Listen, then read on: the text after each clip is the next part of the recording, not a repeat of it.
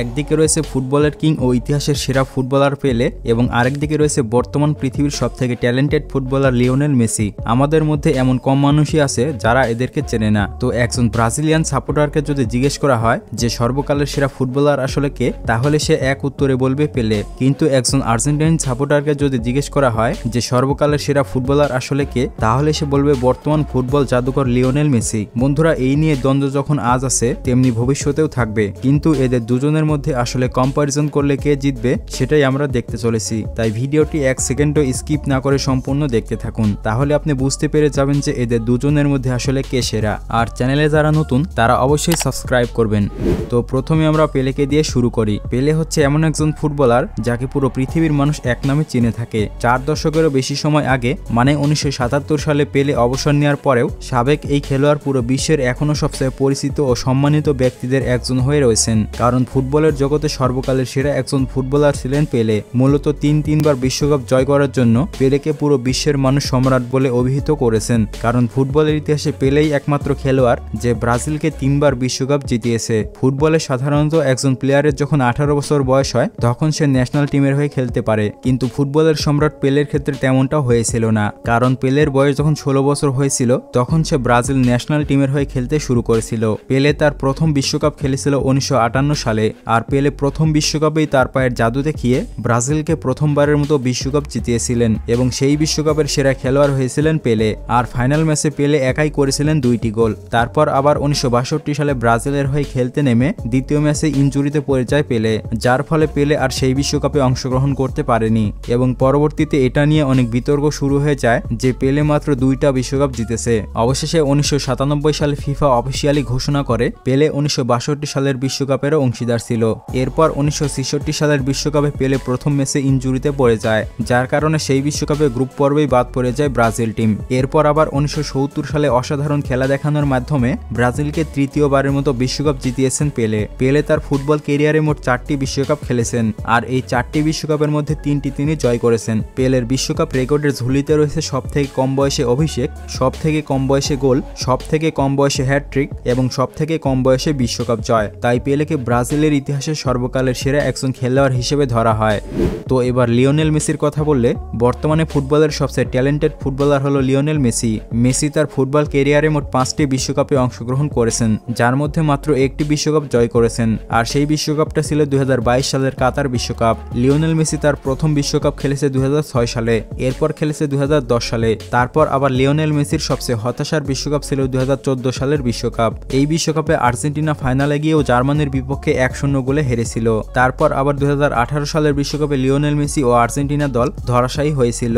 যাই হোক, এগুলো আপনাদেরকে আর নতুনভাবে বলতে হবে না। তো বিশ্বকাপ জয়ে লিওনেল মেসির থেকে পেলে অনেকটা এগিয়ে রয়েছে, কারণ পেলে জিতেছে 3টি বিশ্বকাপ এবং লিওনেল মেসি জিতেছে মাত্র 1টি বিশ্বকাপ। বন্ধুরা, এবার যদি তাদের কোপা আমেরিকার কথা বলি, তাহলে কোপা আমেরিকা লিওনেল মেসি জিতেছে মাত্র 1বার।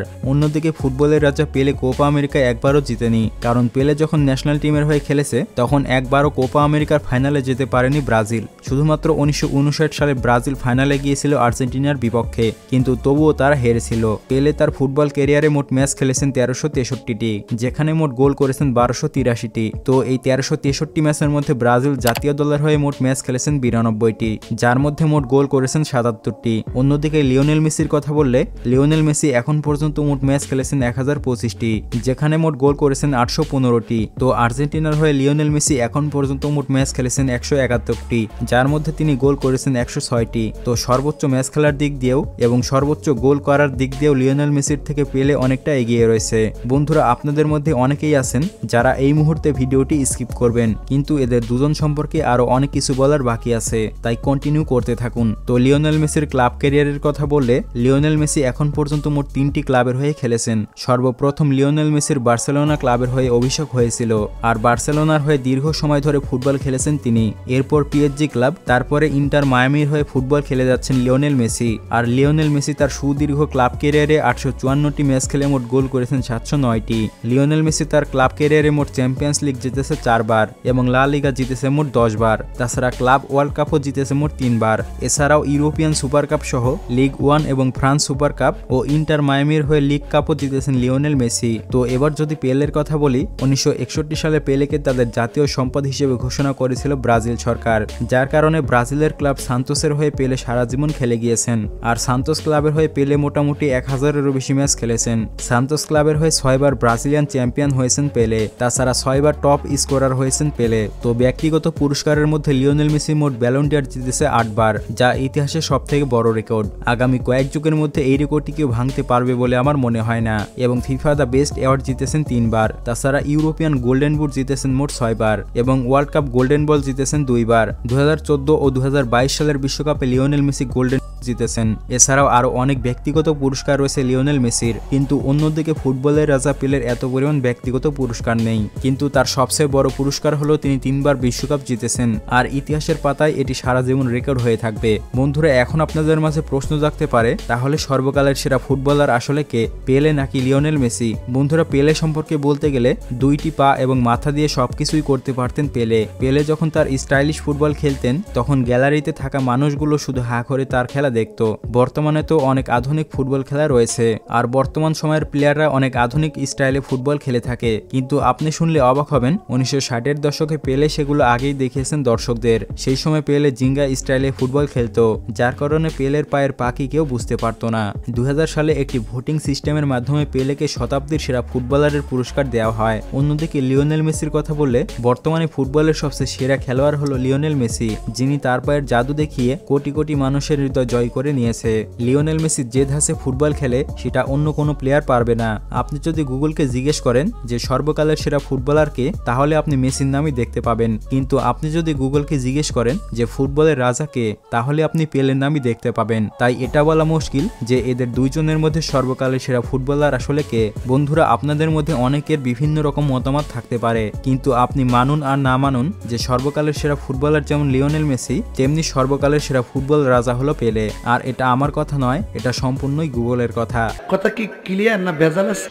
আমার মনে হয় ঘটনা সত্য। হ্যাঁ, হাসি খুশির দিন শেষ, এখন নাকের পানি আর চোখের পানি। তো এখন আপনাদের কাজ হচ্ছে পেলে সেরা নাকি মেসি সেরা এবং সর্বকালের সেরা ফুটবলারকে সেটা কমেন্ট করে জানাবেন। কমেন্টে যাদের ভোট এগিয়ে থাকবে সেই হচ্ছে সেরা।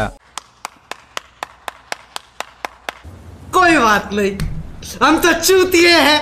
তো এখন আর্জেন্টিনার সাপোর্টাররা বলবে যে মেসি সেরা এবং ব্রাজিলের সাপোর্টাররা বলবে পেলে সেরা। সঠিক বলেছেন, আপনার বুদ্ধি ভালো। কিন্তু যেই ব্যক্তি একমাত্র বোঝে যে সর্বকালের সেরা ফুটবলার আসলে কে, সেই একমাত্র চ্যানেলটিকে সাবস্ক্রাইব করবে। তাছাড়া আপনি না বুঝলেও চ্যানেলটিকে সাবস্ক্রাইব করবেন, কারণ পরবর্তীতে এমন আরো ভিডিও মিস করা যাবে না। বন্ধুরা, পরবর্তীতে যদি আপনি এমন কোনো বিষয় ভিডিও দেখতে চান তাহলে সেটা কমেন্ট করে জানাবেন। তো ভিডিওটি ভালো লাগলে বন্ধুদের মাঝে শেয়ার করে দিন। তো এতক্ষণ অবধি যারা শেষ পর্যন্ত ভিডিওটি দেখেছেন তাদেরকে অসংখ্য ধন্যবাদ। দেখা হচ্ছে পরবর্তী নতুন কোনো ভিডিওতে।